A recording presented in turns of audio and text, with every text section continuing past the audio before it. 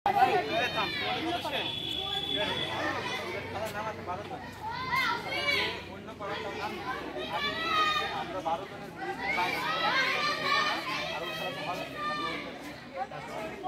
আছে, এই 12 জনের ভিতরে আমি একটা নাম কাটছিলাম, সিয়াম কিন্তু ওর পাড়ায় ছিল, হিসাবে কাটছি। এখন যদি নিতে পারে সুরজেরও হবে না, শিমুলেরও হবে না, রিয়েলেরও হবে না, সেই ক্ষেত্রে নিতে হলে কান্না করছিলাম সিয়াম। সিয়ামকে তুমি নিতে পারো। সুন্দর হয়েছে। আপনি বাদ দিবেন সেদিন বলতে পারছেন। সিয়াম তো আছে, তো আছে। তাহলে এক্ষেত্রে করা হবে। কারণ আমি এই বিষয়টা বিজয়কে আমি আগেই ক্লিয়ার করে দিয়েছি, দুই দলের ক্যাপ্টেনকে ডাইনি আগে ক্লিয়ার করে দিয়েছি। আমাদের খেলা আমাদের আল হিকমা ইয়ুথ ক্লাবের প্রতিষ্ঠাতা এবং সভাপতি এবং সাজিদুর রহমান বাপ্পি ভাই, তোমাদের আসসালামু আলাইকুম। এটা হলো মোহাম্মদপুরেরও খেলা, মানে আমাদের টিম হয়েছে না মোহাম্মদপুর।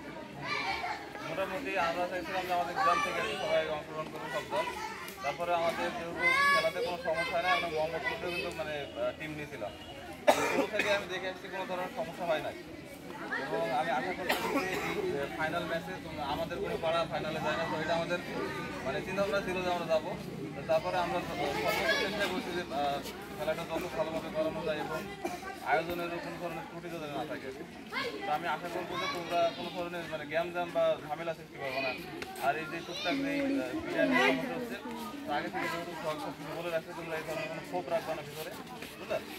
আর খেলাতে তোমার হলো সবাই এই ধরনের ইনস্ট্রাকশন দেবে বা যে কথা বলবো ওইটা নিজে নিজে জ্ঞান দান করার কোনো চেষ্টা করবো না। আশা করি আজকে খেলাটার মাধ্যমে আমরা আমাদের যে সংগঠন, এই সংগঠনের মাধ্যমে ইনশাল্লাহ আমরা নেক্সট পরবর্তীতে আমরা অনেক ধরনের শুধুমাত্র ফুটবল না, বরং আমরা হলো ক্রিকেট বা তোমার হলো ব্যাডমিন্টন, এই ধরনের বিভিন্ন টুর্নামেন্ট ইনশাল্লাহ আমরা আয়োজন করার চেষ্টা করবো, যাতে করে আমরা ফিজিক্যালি অ্যাক্টিভ থাকতে পারি এবং আমাদের যে ফোন যে আসক্ত, এই ফোনের আসক্ত থেকে আমরা বেঁচে থাকতে পারি।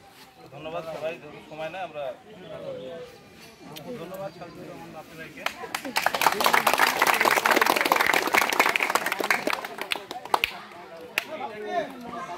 আচ্ছা, গত ম্যাচে যেমন হয়েছে, হ্যাঁ রেফারি একটা সিদ্ধান্ত নিয়েছে, তারপরে বাইরে থেকে ভিডিও করে দেখাচ্ছে যে এইটা আজকে ফাইনাল ম্যাচে রেফারি যে সিদ্ধান্ত নেবে সেইটাই গ্রহণযোগ্য হবে। বাইরে ভিডিও হোক বা যা কিছু হোক, কোনো কিছু গ্রহণ করা হবে না, রেফারি যেটা দিবে। কারণ এখানে স্বজন প্রীতি হওয়ার কোনো সুযোগ নেই। তিনটা রেফারি আমাদের খুশি করা আর ফাইনালে গেছে অন্য করা, ঠিক আছে। এখানে স্বজন প্রীতি হওয়ার কোনো সিদ্ধান্ত নেই এবং বাইরের কারোর কথা আমরা গ্রহণ করবো না।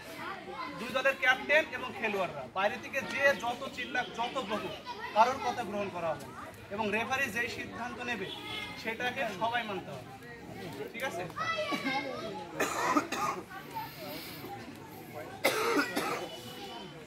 দুই দলের ক্যাপ্টেন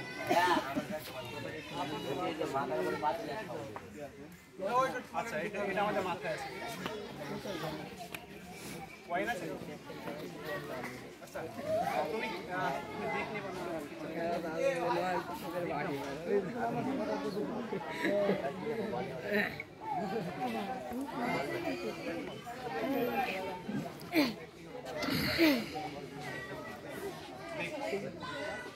এই দাঁড়া